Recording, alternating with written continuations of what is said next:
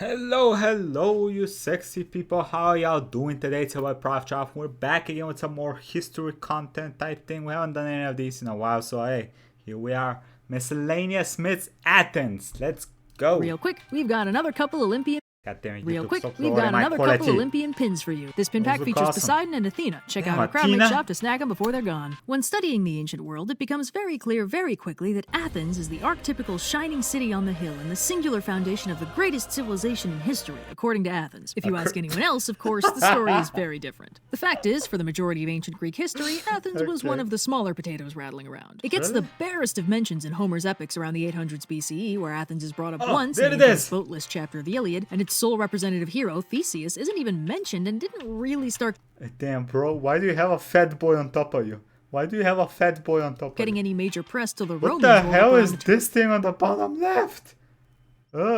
of the millennium. Athens only scraped together the barest possible claim to fame in 490 BCE when they won the Battle of Marathon and spent the next few decades gradually building up momentum before taking their place center stage starting in the mid-400s. After that, the first priority appeared to be making up for lost time, and Athens was pretty quick to start constructing narratives where they were actually always the coolest kids on the block and everybody knew it all along. We've touched on this in some earlier videos, like how in the mid-300s BCE, Plato spent the bulk of his dialogues Timaeus and Critias talking about how the ancient empire of Atlantis was single-handedly defeated thousands of years prior by the totally real ancient Athenians by virtue of how totally rad and Athenian and real they were. But Plato was far from the only one, and the most illustrative example of this retroactive spotlight hogging is probably Athens' official founding myth. Now, before we talk about the government-issued founding myth written after Athens became actually important, let's briefly... She has 4 fingers. She has 4 fingers. I never noticed that. Y'all know, she has 4 fingers. touch on what the Athenian founding myth looked like before Athens hit it big. Don't worry, it's She's got short. 4 In the Iliad's fingers. boat chapter, Athens is referred to as a well-built citadel and the land of great-hearted Erechtheus. Now, that's all we get about Athens at this point, but Erechtheus, sometimes also called Erecthonius, the culture hero slash first king of Athens, is a fairly interesting figure who has a little more detail. For one thing, he's autochthonous, meaning born from the earth. Essentially, he's one of Gaia's direct offspring. Gaia is mostly known for giving birth to monsters, and Erechtheus isn't entirely an exception. He's frequently described as having serpentine or draconic features, and some versions have hooked or snake-like legs that make him difficult for him to walk. But he's also not just Gaia's kid. The actual story of his birth is, well, frankly, pretty gross. Basically, according to Pseudo-Apollodorus' Bibliotheca, Athena decides she wants some new weapons, so she goes to commission Hephaestus for some, but instead of just taking the commission, Hephaestus is struck by her beauty and tries to assault her. This obviously doesn't work out. Hey bro, I have a question. Why does everything in Greek mythology have to do with rapé? Assault. I swear to God, everybody be raping everybody. So hot for him, given that she's a war goddess and his legs don't even work, but as a result of certain icky parts of the process, Erechtheus is conceived by Hephaestus and born from the earth itself, and Gaia hands off the baby to Athena. Sources vary on how Erechtheus' childhood went, but TLDR, he ends up as the king of Athens, erects a statue of Athena in the Acropolis, founds the Pan-Hellenic Games, and, most interestingly I think, invents the chariot to help compensate for his own limited mobility. It's not really surprising that Erechtheus is the offspring of Hephaestus. Being a disabled inventor is pretty on brand. This myth is also interesting because sometimes Athena was credited as the first charioteer when she was referred to with the epithet. Yeah, look at these faces.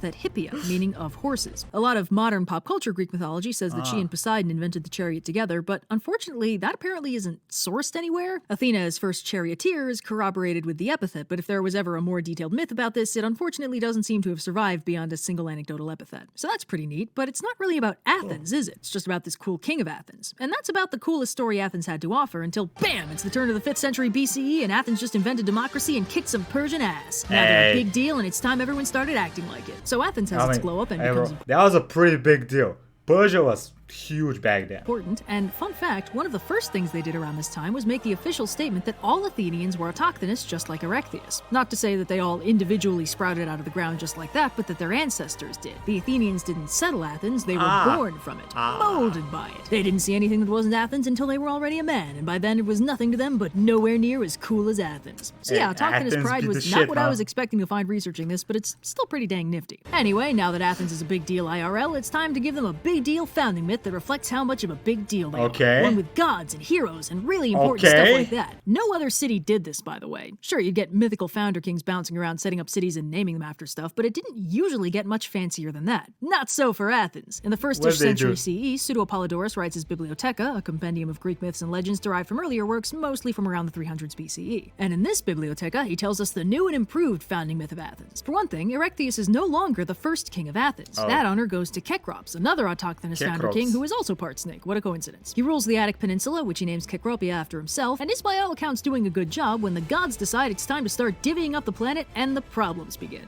See, Kekropia is just such a prime piece of grade A real estate that both Poseidon and Athena want a piece of it. Poseidon gets there first, and to mark his territory, he strikes the ground with his trident, producing a saltwater spring, and according to some later Roman writers, also a horse. Then Athena shows up, calls Kekrops over to make sure he's watching. Produced a horse from... and plants a nice little olive tree. Athena and Poseidon start butting heads over who gets the city, so Zeus intervenes to break it up. Sources vary on who exactly makes the final judgment, but the popular attestation is that Kekrops judges the olive tree a more practical gift than a saltwater spring, so the city goes to Athena and who needs water anyway? Poseidon is unsurprisingly butthurt about this and floods the nearby plains in revenge, most likely to explain why Athens was, at the time, located right next to 3 separate rivers. A few kings later, our old buddy Erechtheus pops back up in his old role as super cool king, though by this point they're pretty consistently calling him Erechthonius instead. What's neat about this is that Erechtheus' original name still gets independent press in this telling, since the saltwater spring Poseidon creates is called Erechtheus. It's spelled a little bit differently. Erechtheus also features in a more subtle role. In the Parthenon's massive, now lost statue of Athena Parthenos, there's a snake behind Athena's shield, and that snake is Erechtheus. Pretty dope. Now, the really cool thing about this specifically is that Athens is not the only snake-centric myth about a god claiming a city. Kekrops and Erechtheus are both offspring of Gaia with hefty amounts of snake symbolism and iconography. Bro, that dude on the left don't look very heroic, I gotta be honest. And they both play a mythological role in giving Athena control over their city. This story structure also happens in Delphi. See, before Apollo took over as its patron, Delphi and its oracle were ruled by Python, an autochthonous child of Gaia who was, unsurprisingly at this point, a giant snake. Python is supposedly maybe Minoan in origin and was potentially originally framed as a Somebody yoinked the story? Somebody yoinked the story. Benevolent guardian spirit, though by ancient Greek times, Python was a little more antagonistic, in one story being sent by Hera to kill Apollo and Artemis's mother Leto. Regardless of why, Apollo killed Python and claimed Delphi and its oracle for his own. This story... Bro, can we all just acknowledge the fact that my boy has the swag of a god? Look at this man. He's about to kill this thing. And look at the swag. He's like... I love it. Claimed Delphi and its oracle for his own. This story is referenced in the Homeric hymn to Apollo in 522 BCE, meaning it's most likely a lot older than that. I don't know exactly how far this Olympian superseding ancient snake gods thing goes, but even if it's just a coincidence, it's a hell of a through line to stumble onto. Can't believe all my mythological conspiracy theorying finally led me to friggin' snake people. All these thumbtacks and string might be getting to me. Shit. Seems like time's rewinding again. And we have snake people nowadays, right? Facebook, you know that shit. Zahak the Serp... more snakes? Okay, fine. Hey, let me know what y'all think. I like this miscellaneous myths. They're pretty cool. This channel as a whole is pretty awesome. Overly Sarcastic Production. So let me know if you want me to check out more videos from them. Put it in the comments, whatever you want. And yeah. Hope y'all enjoyed this. Go check them out. They're awesome. Like, comment, subscribe. I haven't said that in a while. Anyway, yeah. Quick thanks to YouTubers and Patreons. Thank y'all for the support and have a nice day. Bye-bye.